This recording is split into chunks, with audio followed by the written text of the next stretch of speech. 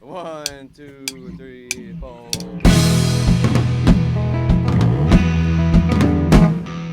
The green in my pocket, soon be in my hand.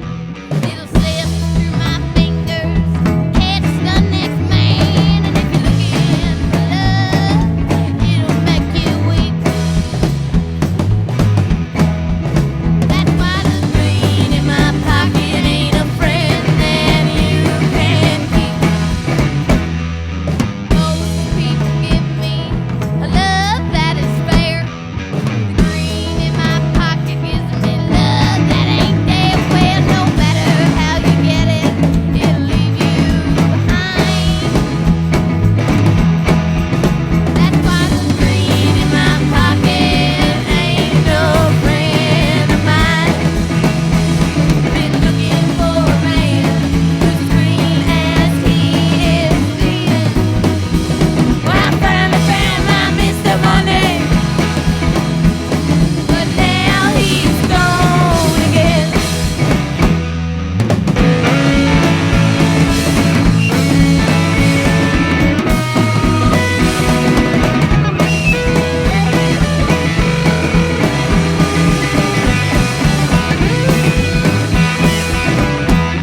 His absence is felt, he likes to remind through the weight of a penny and a silver dime. He can make you happy, his charms he will lend. But the green in my pocket ain't no kind of friend.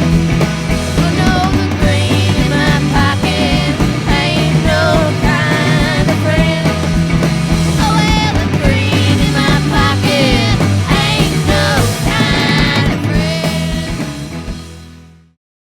Delphi residents are asking for the community's help in repairing the Monon High Bridge as part of the Monon Trail. News 18's Brittany Verner shows us why the community says the bridge is so important to the area's history.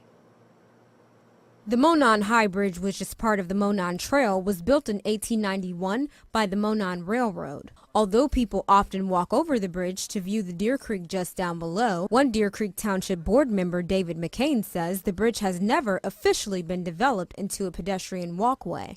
Well, the community, of course, would like to have the trail finished. You know, it has to be fixed and stabilized. It's in a critical condition. Delphi residents say this Monon Bridge is an important gem in the history of their community, and they are asking for the city's help to restore this historic walkway. It's a very long bridge. It is in very good shape except for this one pier. McCain says the bridge is 850 feet long, and it is the third longest railroad bridge in Indiana. The bridge is deteriorating, which makes it dangerous to walk on.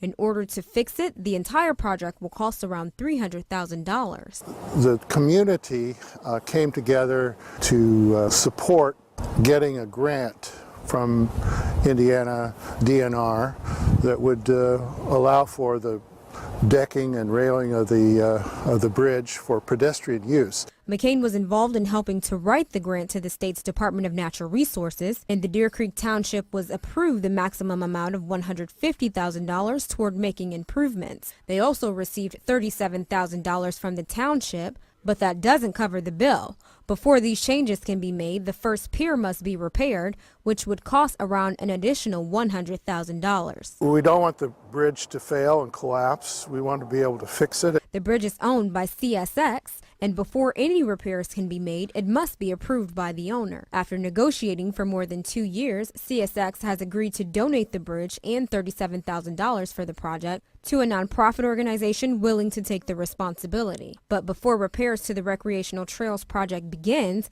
the bridge must find a new rightful owner. Major changes are underway right now at the place Abby Williams and Libby German were last seen alive. The girls were enjoying the nature out at Delphi's Monon High Bridge when they were killed in February 2017. Now in February 2020, developers are bringing new life to a historic bridge known for its tragic past.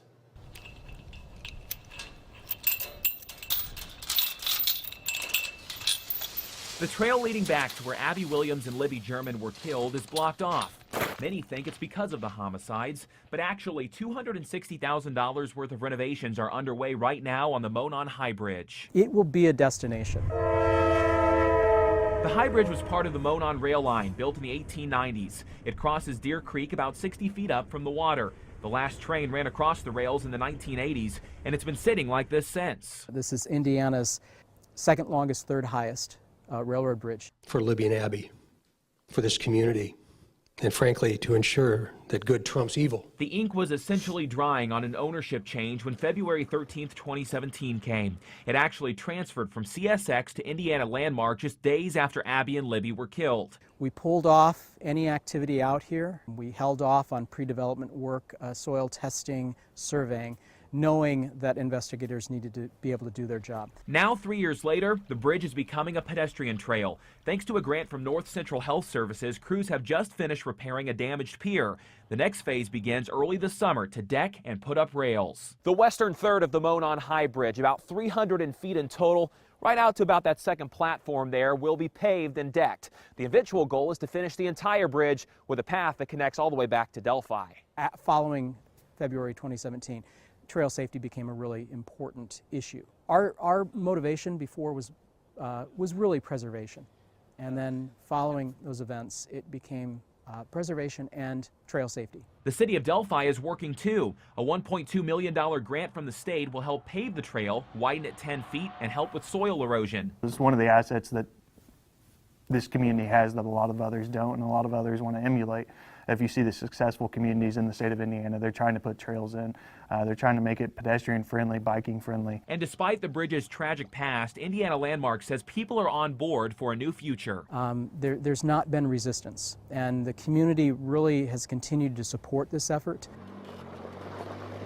You know, those events did provide greater motivation to move this forward, make sure we're successful in completing this, and with greater sensitivity. The bridge is currently on private property, so Indiana landmarks say if you are trespassing, if you go back there, you are trespassing. Once it's finished, ownership will be given to the Canal Association to become part of the public trail. A grand opening of the bridge is expected in late summer of this year.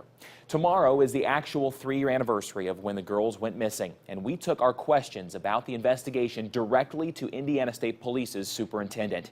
Where it stands 3 years later, tomorrow on News 18 This Morning.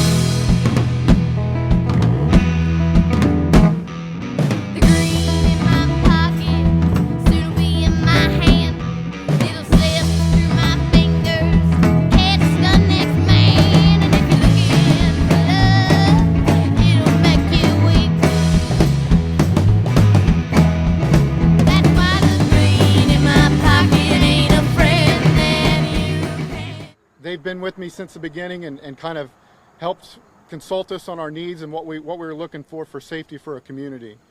Also like to thank North Central Health Services. They also contributed. They see a need and they didn't hesitate. The Lieutenant Governor's Office, Governor Holcomb, they understand the circumstances that our community has faced, but we refuse to live in that circumstance and live in a vision. So without everybody's help that I mentioned, plus many that I haven't, we greatly appreciate it, and this community is going to see something hopefully that generations after me will be a part of. And so I'm going to go ahead and give a grand total with the contributions with IHCDA, and then we'll move on to Mayor Evans. We have a total of $176,258 for the Trail Task Force, and that includes the $50,000 matching grant that we're receiving today from IHCDA. Just absolutely tremendous. And so thank you so much, and without further ado, Mayor Evans.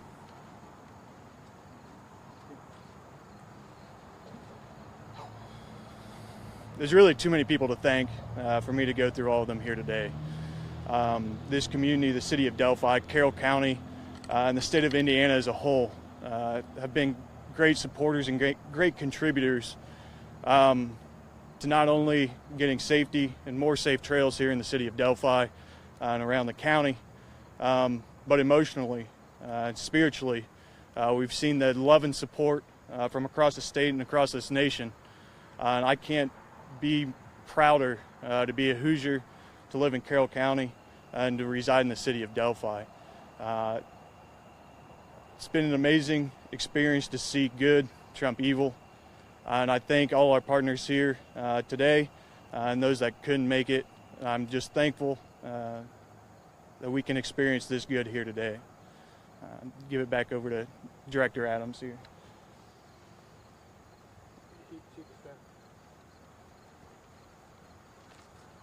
Next we have the Chief of Staff, Lieutenant Governor's Office, Tracy Barnes. Thank you, Tracy. Thank you. Good morning. My name is Tracy Barnes, Chief of Staff for Indiana Lieutenant Governor Suzanne Crouch. She certainly wishes she could be here with us today. It is an honor representing and serving our 52nd Indiana Lieutenant Governor, who serves as Board Chair for the Indiana Housing and Community Development Authority. There is no greater calling than for the safety and security of the 6.5 million residents living here in Indiana. That sense of safety and security was shaken due to the tragic murders of Abby and Libby that occurred here in Delphi earlier this year. One thing I know to be true is that when tragedy strikes, Hoosiers pull together. This was certainly no different. Not only residents from around the state, but Americans from around the country gathered in Delphi to help support. Through this crowdfunding program, which Jacob Sipe, our Executive Director of IHCDA, will talk about shortly, we were able to come alongside the City of Delphi and support their efforts to try to renew the sense of safety and security that we too often take for granted. From lighting, cameras, informational kiosks, public Wi-Fi, and trail markers, we hope this project will become a model that we can replicate through the state and our country. I would like to close by commending the local leadership led by Mayor Shane Evans, Carroll County Wabash, and Erie Canal, Inc. for leading this campaign, community organizations, and residents for their continued resiliency through this painful journey. We are honored at the privilege of supporting your efforts to make the trail safer for residents and visitors of Delphi. Thank you.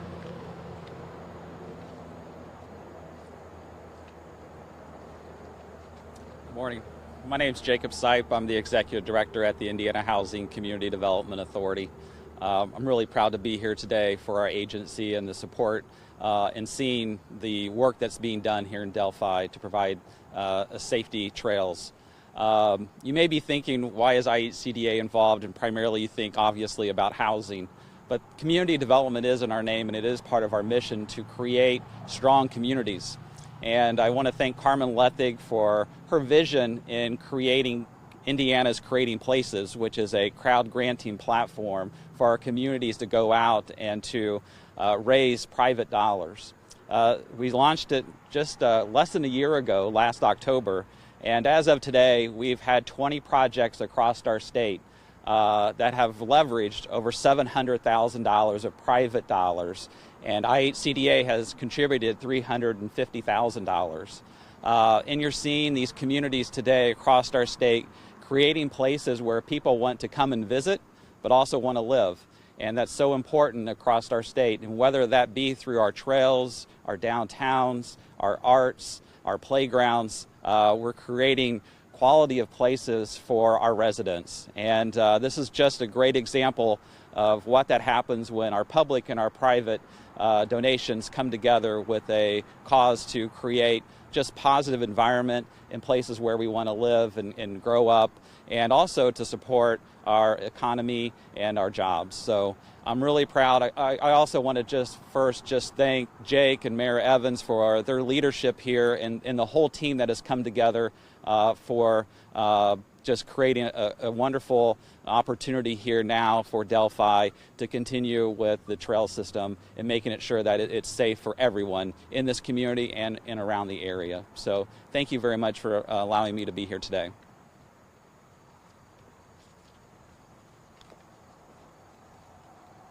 Before I open up for questions, I do want to give a huge thank you to the Carroll County Community Foundation. Their pinpoint thoughts on creating an endowment fund for these trails is something that we're going to move forward with. These funds will be fully funded through an endowment fund. That means no burden will be shared, or very little burden will be shared on the individuals that receive these systems. We want to make sure that the sustainability for the trails is long term. So thank you. Are there any questions?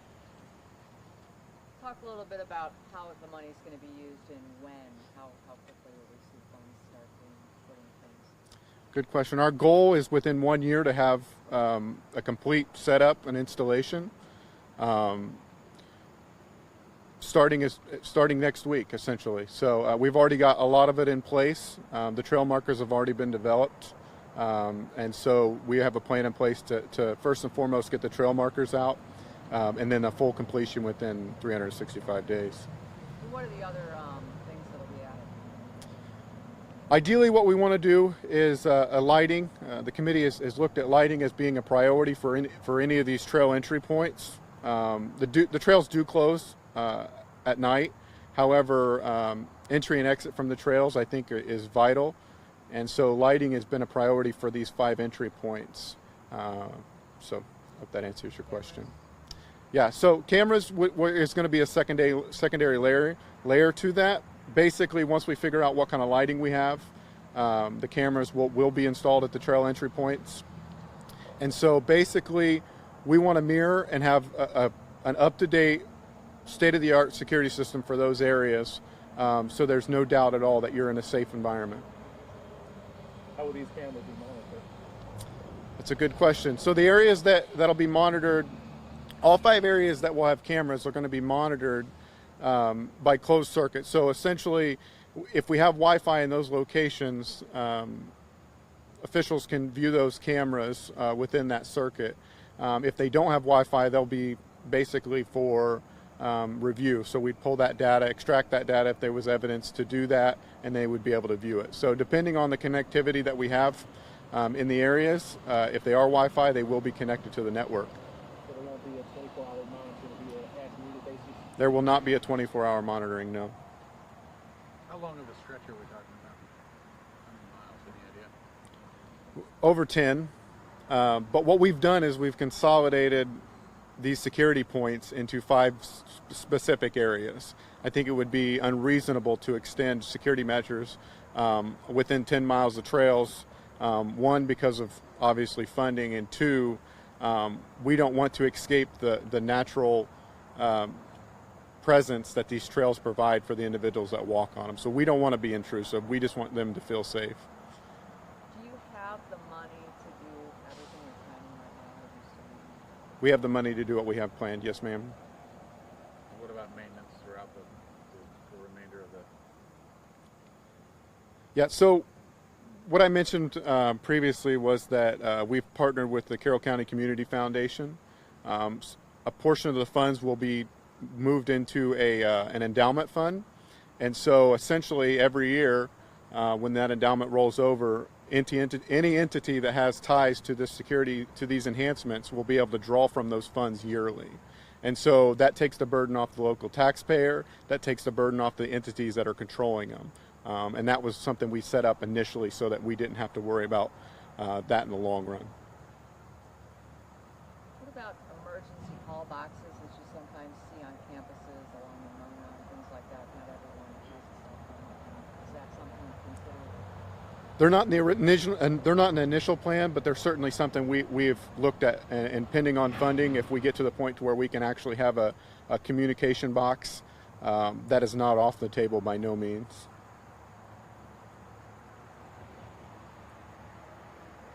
We good? All right.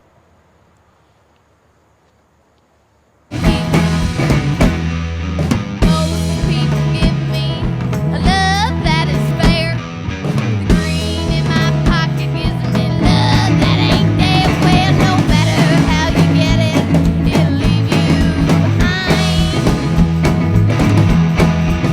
That's why the green in my pocket ain't no friend of mine.